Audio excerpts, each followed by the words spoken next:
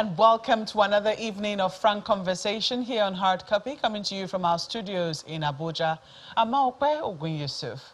It's no longer news that March is now a month to celebrate the contributions of women to the human race and highlight the challenges confronting them globally. But on the first day of this significant month, Nigeria's National Assembly, in its review of the country's constitution, rejected 5 bills meant to bridge the gender gap in politics and affirm the rights of women in their social standing. For clarity, these bills include specific seats for women in parliament at all levels, adoption that at least 35% of members of the executive committees at all levels in political parties shall be women, grant of citizenship rights to spouses of women from Nigeria under Section 26, subsection 2 of the Constitution, granting of indigenship rights to a woman who is married to an indigene of a state different from her state of origin, and inclusion of at least 10% affirmative action in favor of women in ministerial appointments. Only one of the bills was forcefully pushed through in the House of Representatives, and it wasn't the bill which had hitherto garnered a lot of support from members of the House who had queued en masse behind the Speaker, who was a co-sponsor of a bill which sought to create a total of 111 special new seats in the National Assembly. The bill, which was sponsored by Honorable Nkiruka Onyejiocha, would have been a veritable tool in addressing the grievous gender imbalance, not only in the National Assembly, but at the subnational level as well. For context, of a 160-member House, there are only 13 women representatives, and of the Senate's 109 members, only 6 of them are women. What went wrong? Is this a lack of understanding of the bills, or are there underlying fears which we're yet to understand? On Hard Copy tonight, we speak with Honorable Nkiruka Onyejiocha, who is Deputy Majority Whip in the House of Representatives, and who authored and sponsored the bill on special seats in the House. Honorable Nkiruka Onyejiocha, welcome to Hard Copy. Thank you so much. Thank you for having me. Well, it's been 3 weeks since we saw that disappointing vote in the House of Representatives and the Senate as well. Do we have a clearer understanding of what happened? Well, thank you. I believe that it's very difficult to have a clear understanding of what happened, because all of us, we were shocked to the extent that we lost our balance, because the truth is you can't understand why your colleagues who co-sponsored bills, who saw the bills through first reading, second reading, and even during public hearings, there were no dissent, should come on the day of voting and vote against all those 5 bills. And so I do not know how anybody or any of us can fathom exactly what transpired. But we are trying to put piece and piece together to investigate exactly what went wrong. And I kept saying, and I've said this in several forums, that I do not know the voices that spoke on March 1st. I believe there were several voices that spoke, and that's the only thing I can tell you, that we are investigating whose voices were those. When you say we, who are the we investigating? We, the female parliamentarians and the he for she honorable colleagues, because I can tell you that if by that first vote, and we got 80-something votes, and we are just 13, and then if you minus it, over 50 men voted for it. And I stand here to commend those brilliant, responsible, good men that voted for it. And those are the numbers that I mean when I say we, because after the vote, those male colleagues that voted, they were asking this question: what went wrong? What happened? How did it go? Because even while there were some discussions before the voting. Some people say, oh, it will not pass, it will not pass.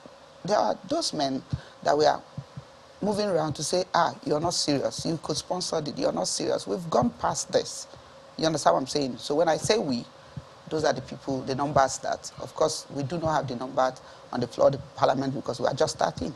So I'm just trying to, wrap my head around this. I remember that on that day, the speaker was very clear about people sitting in their seats, in their rightful seats, because he said that this was one man, one vote, and everybody was going to account for his or her own vote. And I think he's also said he's going to release the voting pattern to show how everybody voted. So I'm sure that by now, I do not know if it's been released to members. You are a principal member of the House, so maybe you'll be privy to some of the people who didn't vote for this. Have you been able to confront anybody, who perhaps told you or whom you did not vote to say what went wrong? Yes, for some people that I know that did not vote for it, that didn't hide it, the one group of thought was like, oh, you didn't lobby enough. And I'm like, how? A bill that passed through first reading, second reading, and then went to committee, and then went to a public hearing, and all of us were members of different political zones, zones across the country, and then geopolitical zone across the country, and then all of us traveled during constitutional review, where we held the public hearing. And as a member, you owned those bills, of course. So what's the lobby? Who is lobbying who? It's even your duty to tell your constituents once a bill comes up on the floor of the House, because you go to constituency visit. If you're not clear what exactly they think, it's our duty to go back to our constituents to say, listen, there's this particular piece of legislation that is coming on the floor of the House, and I want to get your buy-in, or you don't want it. So let any member show me where those conversations took place, that they are constituent. Because I see somebody say, oh, that they are constituents, they don't want it. I say, where, how, when? I know that, there was a lot of, in terms of lobbying, when you talk about people saying you didn't lobby enough, the wife of the president was involved in this. We know that at the tail end, when these submissions were going to be laid in the National Assembly, she was in both chambers of the National Assembly, perhaps as a reminder that women are looking forward to these 5 bills. And when the vote was going to be held, the wife of the vice president was reluctantly admitted into the chambers. I don't know about reluctantly admitted. We saw the drama that happened, before she was eventually admitted by the House. For House of Representatives. I don't think it's true. Okay, so she was accepted into the chambers, and she was there to monitor how the votes were going to go. She was there to lobby also. Of course, yeah, and to encourage the men to remember that this is something that they had also supported, so to speak. Yet it was disappointing. Now, some people say that perhaps, maybe that was too much lobbying. Maybe that had the opposite effect of what it was intended to have. I don't think so. And let me also tell you that this is first time I've seen people organize a men's conference. For this particular piece of legislation, the Women Affairs Ministry organized a men's conference. Men's conference for who? For lawmakers? Men's conference for lawmakers and for general public. Okay. They held it at Hilton. And it was about this bill. And so, if people will organize something like all the men to come and key in, and during that conference, we got the buy-in of the chairman of Conference of Speakers, the Speaker of Bauchi House of Assembly. And he assured us that he is sure that 2/3 of members of 2/3 of House of Assembly from the state will pass it. And so the lobbying shouldn't be part of it at all, because we lobbied. We spoke to members, and we spoke to members on individual basis. And listen, you don't put somebody's signature in a bill. Somebody would have been convinced before the person put his signature down. And so if for a bill, you have 100 and something signatures, so what kind of lobbying again? And if I have signed, and then I will speak to my friend about this bill. And so we believe that that bill will pass at least 2/3 of the men in parliament, because we had gotten like 100 and something signatures. So I do not take that issue about lobbying. Oh, you should have said it this way, you should have done this, you should have done that. The question is, at what point and at what level did the lobbying became an issue? Well, let me ask you what your party, because that's another place now that there's been an issue, that if this is not going to work in terms of approaching individual members, do you think that your party should have been able to throw its weight? But, you know, it's not clear what the APC stance is on women.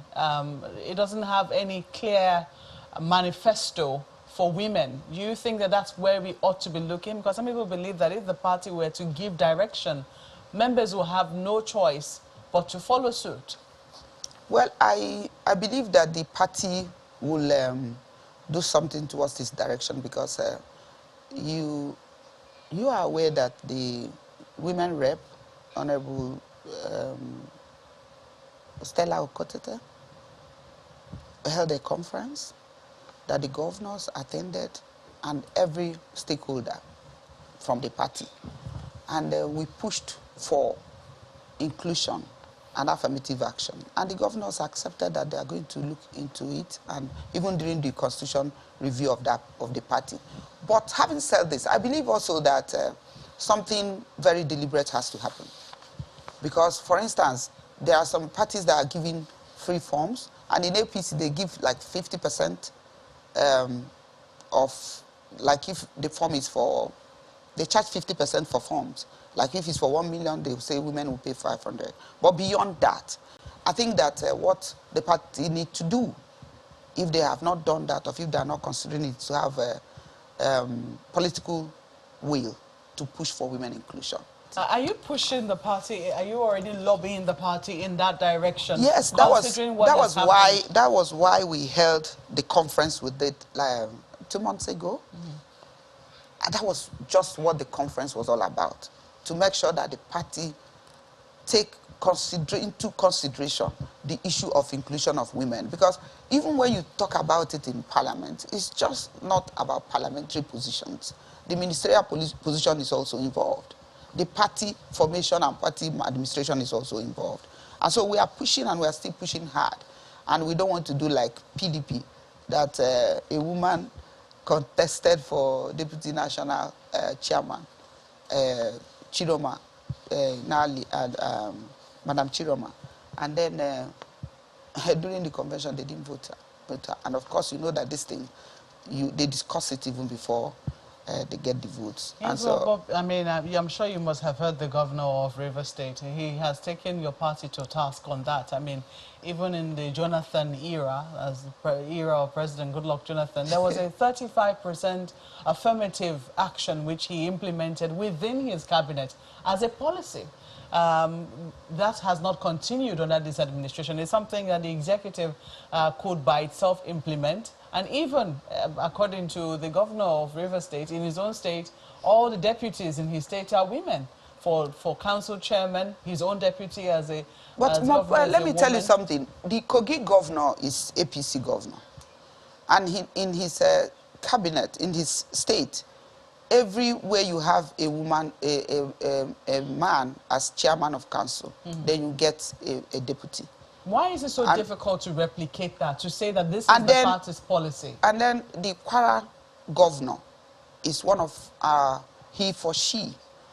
I think he has done like more than 40%, both in party and even in appointed positions. So it's not just Rivers State governor that is It was doing because that. you mentioned you mentioned how you're doing better than the PDP. Yes, so what we are saying is that women should not just wait. What we do in parliament is laws, review laws, and then come up with bills. If it's assented to, then it become another law. But women should go for positions. You understand? It's not just enough to come and say, oh, they did not pass this 5 piece of legislation. It's not just what to do.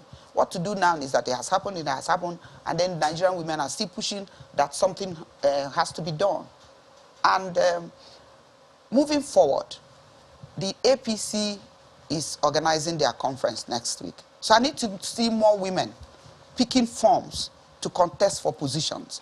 I need to see the party making deliberate efforts to make sure that they include women in party formation. Tell me about, you know, the will I say, the camaraderie amongst women in the House and also between the House and the Senate. Because from what we can see, it's been dead silence. There's been no meeting. There's been no conference or a press conference called by women representatives or women senators, I mean, few as they might be, in, say, both chambers to draw attention to just what happened. There's been no identifying. I'm going to come shortly to the protest at the gate, what that is doing. It would seem that the women just left defeated with their tails in between their legs.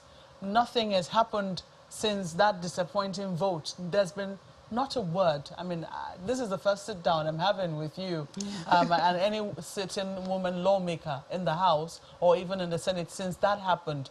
Do you have an insight into what happened or what is happening right now? I think basically, you know, the truth is that we couldn't get our ass together because people are still in shock because we don't understand and we can't really understand why somebody will vote against citizenship or indigenship. So that shock is still there. But we are trying to come off it after the Speaker announced that 3 bills will be brought back for reconsideration. And then we are also asking, it's not just about those 3 bills. We need 35% affirmative action on appointive positions. Let me ask you about the women who have been at the gates. What has that done for the morale of women in the National Assembly? Do they think that that is, you know, helping the cause, or do they think that that is going to, you know, derail, you know, whatever gains could be made? No. It's helping the cause. Because if you don't say you are, people will not believe that you are. And so it has boosted our morale. For somebody like me, I didn't know that people were interested even in the bill. Because I've attended many conferences where people are saying, oh, it's not going to work, they will not agree, oh, the money is too much, where are you going to get the money, and all those kind of things. And I kept telling them, listen, this thing is not about me. I'm not going to contest special seat anytime. And it's about our women who are competent but are unable to come on the 360 slots that's available now. And it is about the next generation of women. It is about inclusion. It is about bridging the gender gap, which must be done. And so you can't sit the same place and believe that you're moving forward. That at this point we have to move forward by any means, because other countries have done the quota system, they have done more inclusion, they have used policies, they have used political will to bridge the gap. And so let me now take you up on that bill, asking for 35% special seats. Isn't that correct? Of what it's not up to 35%. So how many percentage is it? If 35% will give you 128 seats, and this one is asking for 111 seats for that. That's like 140 if you put the Senate. But at the voting point, when they were saying, oh, it's too much, we were ready to do an amendment, to propose an amendment, to reduce it, even if it's 1 per state. Let it be that there's something that we are getting out of the whole. Which increases at least the number of women in the National Assembly. Exactly, because if you say one per state, but you're going to have like 37. It hasn't exactly been widely accepted, even amongst the female folk. There are those who believe that... That is tokenism? No, that there are those who believe that it is condescending. So people are asking, what is it that has helped people like you get into Parliament that, you know, needs to be perhaps removed for other women, or maybe other women need the aid to be able to get seats just as you have been able to get them? Listen, when the question that we need to answer is, including you, why are the numbers declining by every election? That's the answer to that question. Because if the numbers are declining, you must find a way to bridge it so that it doesn't keep happening. Why do we find it difficult to explain? Well, are we unable to identify those factors that are militating against We women? know the factors. Yes. The factors is godfatherism. The factors is that because you're a woman, so why will you go and represent? Check the political setting. A governor is leaving. He's bringing his commissioner. How many commissioners do you have as women? That's why we are pushing that there must be 35% in appointive positions. Because when you have more women appointed to positions, they will be able to at least express themselves, give what they have, and then people will see them and be able to trust them. Of course, I was a commissioner before. I didn't just come and start contesting for House of Reps. After being commissioner, and I became local government chairman. It gave me an opportunity to know what politics is all about. So if you look at every state, how many women are they appointing? So at this rate, I mean, people are also saying that it could also happen that at the end of the day, those who benefit, because there have been questions as to, apart from, the general bills of indigenship, citizenship, and, all the others, this other ones that talk about 35% for women in appointive positions in cabinet and in parliament will only favor a certain class of women. That, from what we have seen so far, only women, elitist women, so to speak, get to benefit from this.